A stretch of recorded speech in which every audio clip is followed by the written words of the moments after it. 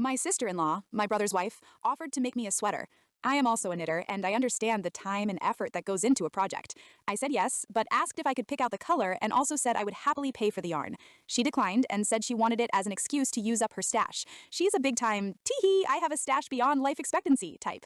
She finished the sweater for me, and it fit great, but was in a beige color that I would never wear. I'm a soft autumn who favors plums, roses, terracottas, olives, etc.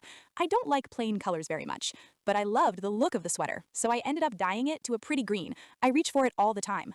I wore it when I was hanging out with family, and she was there. She said it looked like the one she'd made me. I said that it was, but I dyed it.